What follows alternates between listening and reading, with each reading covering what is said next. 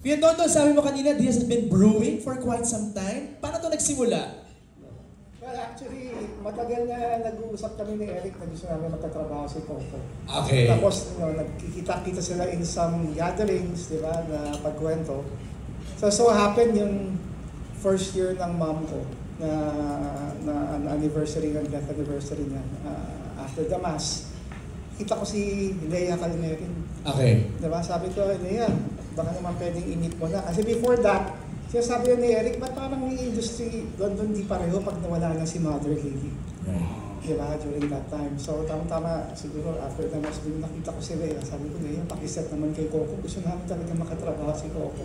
Yun na yun. Doon na lang anak, dire-diretso na. Nagsimula ng mag-roll yung ball, ika nga, Yes. di ba? Direk Eric, nakita namin sa pa-teaser yung two big titles, no? On the Job Maghari and May Pag-asa. What can you share doon sa mga proyektong itong na-offer kay Coco? Noong nag-meeting kami, we brought with us several ideas, but none of them were this one. Oh. And then, so, meron na kami na-approve, meron na kami napili, meron na siya mga gusto. And then eventually, sa haba ng lunch namin, ang dami namin na pag-usapan, we ended up deciding on these two titles instead. No? So, Maghari is the story of Joel's character, Tatang, in On the Job, but how he ended up in prison. So it's set in the 1990s, and it's the story of Tatang, Mario Maghari, and how he finds a way to protect his family, and eventually, in protecting the family, he ends up going to prison. And then the other one, Bonifacio, both of these are, we started with, nung pinag-usapan namin yung concepts una, we started with kind of humble projects. Okay. Na okay naman kay Coco, di ba? But then when we started discussing this, we realized, I think for such a partnership na ganito kalaki, we had to choose a much bigger project to go with it. No? So we ended up with On the Job and then Bonifacio. Sa Bonifacio naman, it's scary to do a historical parang biography of a person. Mainly because it's open to everyone's opinion about it, what they learned in school.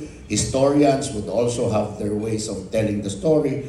But this one, tanggalin natin yon. We are just excited to tell the story of Bonifacio because his story is really, really interesting. And it speaks about the times now, ang nangyayari sa bansa natin, ang nangyayari sa kanya dati, up to now, is still happening. And it's just nice to bring it to modern times. Okay. And we're also shooting it modern. We're not shooting it like a... Period. It's period, pero we're not shooting it na parang we're using rock music, we're using... We're updating it because it really is about what's happening now. Okay. Coco, paliwanag ka. Ang iyong reaction when this partnership was presented to you? Actually, para sa akin, napakahabang kwento na ito kasi nung araw, nung napanood ko yung OTJ, yung Bypass, sabi ko, sino bang lalaki o artista hindi papangarapin na makagawa ng ganong klaseng proyekto at makatrabaho si Direk Eric Mati at si Sir Dondon. Nung ina-analyze ko siyang ganun, honestly, syempre bilang artista, naghihintay ka na sana mapansin ka. Totoo ba? Mapansin ka, mabigyan ka ng pagkakataon, makonsider ka nila na sa isa sa mga project nila na... Sana makas naman ako. Oo, honestly, lahat ng mga kasama kong artistang lalaki, talagang sobra kaming, yung pinanood namin yung Bypass kay OTJ. Kami, actually, nung pinanood namin yung Bypass, ni-record ko lahat ng mga production ko. Nanood kami sabay-sabay. Ganun talaga sa UP Town pa noon, pinanood talaga namin. Kaya nung sabi ko nung sarili ko na, nag-aabang ako na sana mapansin nila ako. Pero hindi nila ako tinatawagan. Hanggang gumawa na sila ng OTJ2, ganyan. Sabi ko, dumating na sa pagkakataon, sabi ko sa sarili ko talaga na baka hindi pa ako enough. Baka siguro sa mata ko, kaya ko kahit pa paano makapag-action, makapag-drama, maka-arte ng konti. Pero siguro kanya-kanya panlasa eh, di ba? Sabi ko baka siguro sa panlasa ni Direk Eric sa ni Sir Dondon, baka hindi pa ako enough. Tahimik lang ako, tapos sabi ko nun sa sarili ko, kung hindi talaga nila ako nakukonsider, pero yun yung layo nung na ano, sila iniisip ko, ako hindi nila ako iniisip. Sabi kong ganun sa sarili ko, kung hindi nila ako nakikitaan ng potensyal o ng kakayanan para gumawa o maging part ng movie nila, sabi ko, bakit hindi ako na lang ang gumawa ng isang proyekto na para baka sakali, di ba, na makagawa rin ako ng mga ginagawa nila.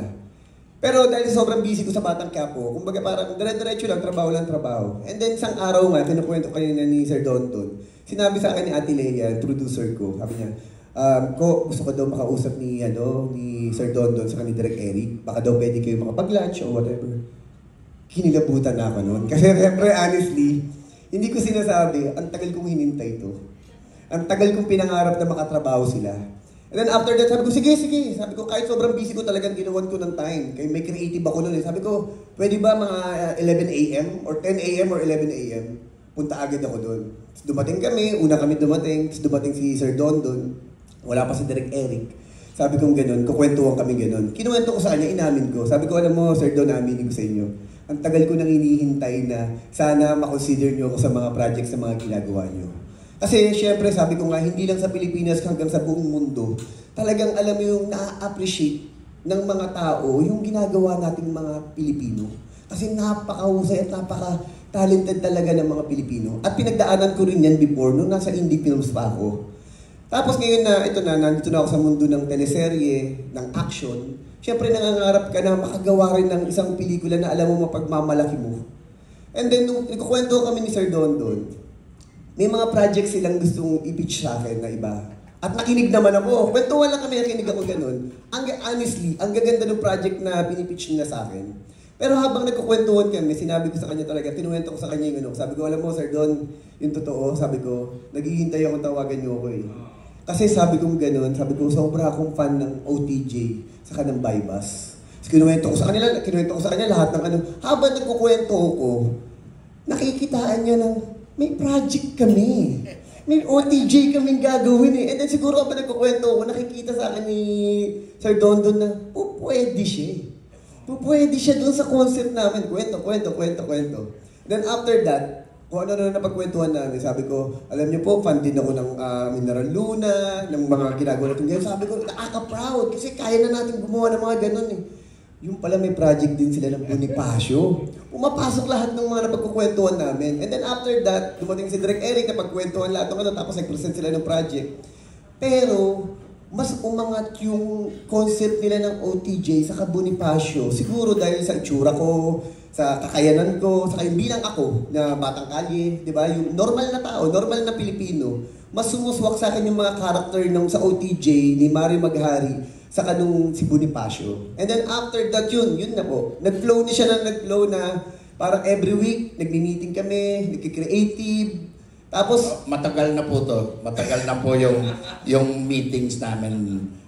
Kaya sinasabing brewing. Anyway. Yun po. Kaya every time na kami nadidevelop yung kwento, yung projects, and then hanggang na finally, napag-desisyon na namin na ito na, gawin na natin, and then after that, ang iniisip namin, paano palalakihin yung project. Hindi lang para sa buong Pilipinas, kundi para paano natin ipepresenta in global yung gawang Pilipino, na which is yun yung laging ginagawa natin. Kaya sabi nga namin tatlo na kung gagawa tayo, siguro doon na natin na magmamarka to, hindi lang sa Pilipinas, kundi sa buong mundo. Kasi minsan lang yung pagkakataon na ito eh. Sabi ko nga ako, makukontribute ko lang dyan siguro, sabi ko yung pagiging professional.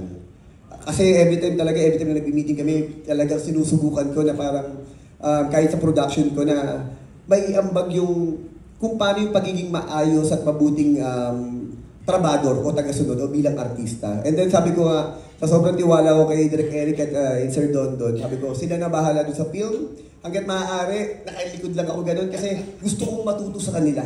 At unang-una, sabi ko, sobra akong proud na ang magsusunod nito, si Michiko, na matagal ko na rin pinangarap na makatrabaho nung nandun pa ako sa indie films. At ngayon, makakatrabaho ko na silang lahat. Kaya sagot sa matagal ko nang hinihintay at dasal. Kaya very proud and nagpapasalamat ako.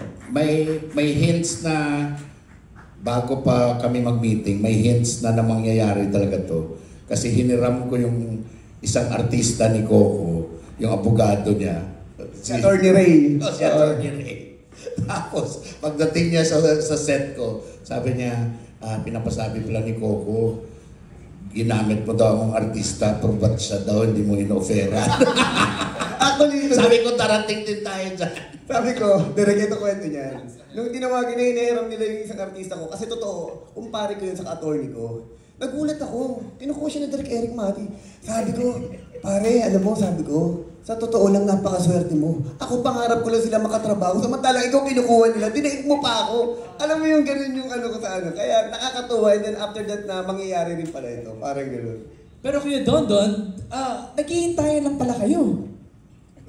Naghihintayan talaga kami. Tsaka, siyempre siguro, isa pang mission namin dito, kaming tatlo. No?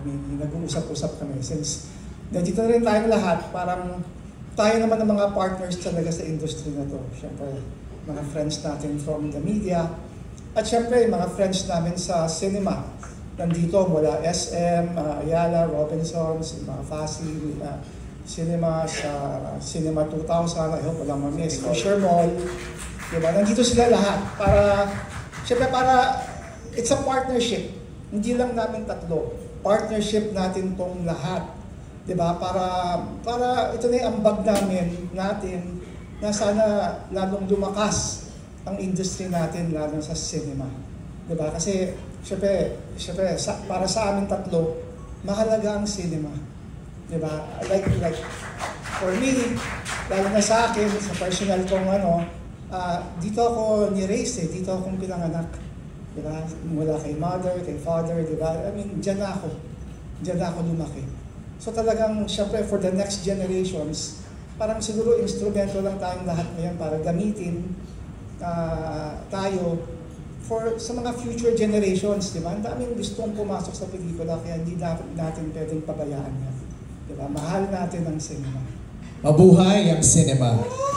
Alright, let's open the floor for questions. Alam mo, kinikilabutan ako. Alam niyo bang right beside me is the costume designer. Ay, yun. Costume designer ko yan sa On The Job. Si Loy. Napakasikat na personality request ka ng dalawa. Thank you for coming. Loy Villarama was the costume designer ng On The Job. On The Job. By Bus. Honor Day Father. Honor Day Father. pretty much lahat, ha? Oh, thank you, Loy, ha? Alright. Ang bongga. Simulan na natin ang Q&A. Actually, the first question will come from someone na mahal si Coco. Si Alex Brosas ng Daily Tribune.